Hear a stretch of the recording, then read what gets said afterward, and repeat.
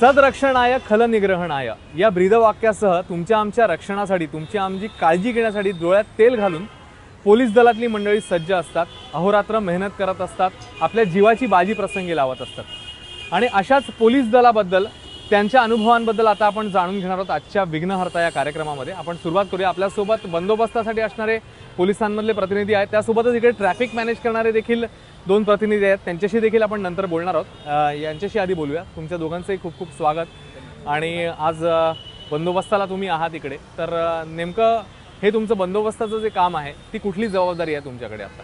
अत्यंत अशी इम्पॉर्टंट अशी जबाबदारी आहे। जेव्हा इथे गाड्या वगैरे येतात त्यामध्ये कोणती अपरिचित किंवा कोणती गोष्ट अशी इम्पॉर्टंट ती चेक करायची असते आम्हाला। इथे कोणती अनोळखी व्यक्ती किंवा कोणती गोष्ट आतमध्ये जाऊ नये याकडे आम्हाला जास्तीत जास्त लक्ष द्यावं लागतं। महिला प्रतिनिधी म्हणून तुमच्याकडे कुठली वेगळी जबाबदारी असते? कारण इकडे जसं यांनी सांगितलं की अनेक मंडळी येत असतात, अनेक वाहनं येत असतात, तुमच्याकडे स्पेसिफिक कोणती जबाबदारी असते? नाही, माझ्याकडे पण सेम तीच म्हणजे महत्त्वाची जबाबदारी अशी आहे की ज्या महिला असतील किंवा बाकीचे लोक असतील त्यांच्याकडे लक्ष ठेवणं आणि कोण आतमध्ये जातं नाही आणि आसपासचा जो परिसर आहे ना त्याकडे व्यवस्थित लक्ष देणं, संशयित कोणी ते वावरत नाही आहे का, संशयित वेकल आहे का, या सगळ्या गोष्टींकडे नीट लक्ष देणं हे आमचं काम आहे। तुम्ही कधी ठरवलं होतं पोलीस दलात जायचं आणि त्या अनुषंगाने मग कशी तुम्ही तयारी केली, कसे आलात पोलीस दलामध्ये?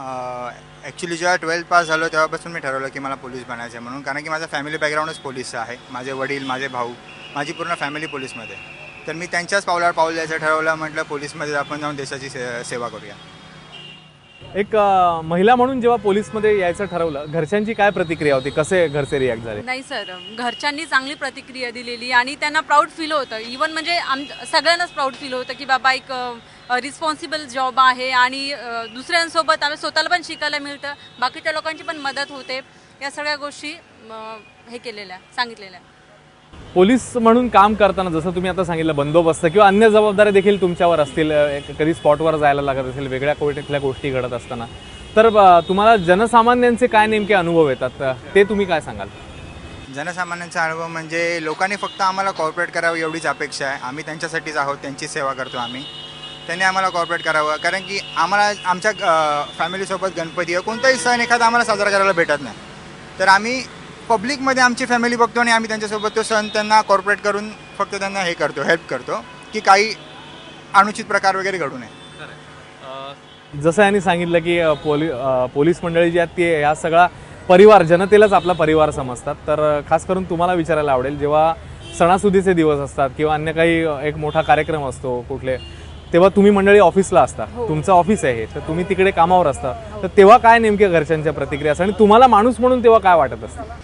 सर म्हणजे कसं माहिती आहे का की आम्ही जेव्हा जॉईन केलं ना, महाराष्ट्र पोलीस किंवा मुंबई पोलीस जेव्हा जॉईन केलं ना, तेव्हा ठरवलेलं की बाबा आपण लोकांच्या कार्यास मदत करण्यासाठी आहोत आणि त्यांच्या सुखामध्येच आपलं सुख आहे।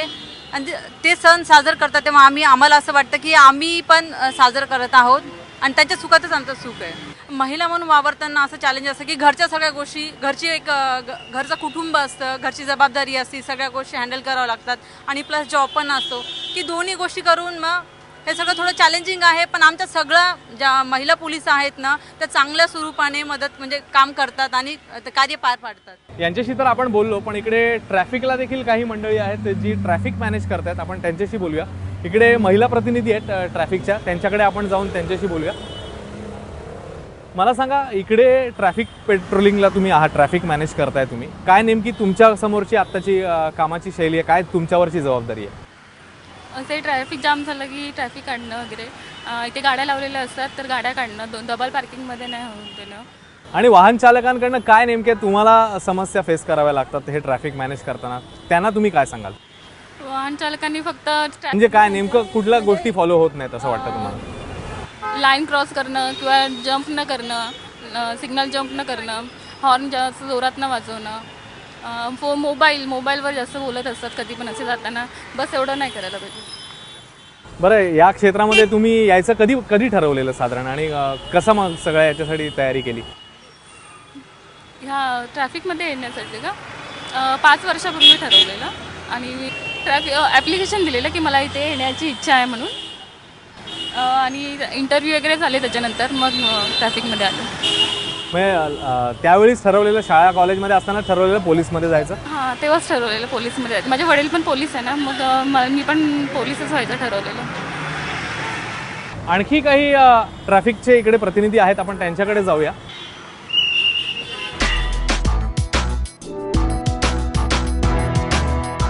हे देखील इकडे ट्रॅफिक मॅनेज करतात, आपण त्यांच्याकडनं जाणून घेऊया.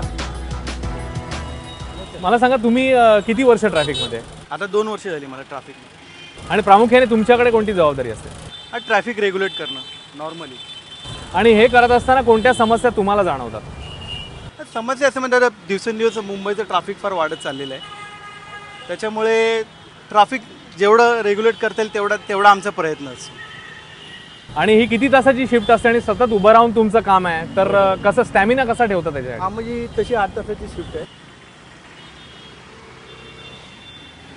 8 तासाची आमची शिफ्ट आहे नॉर्मली.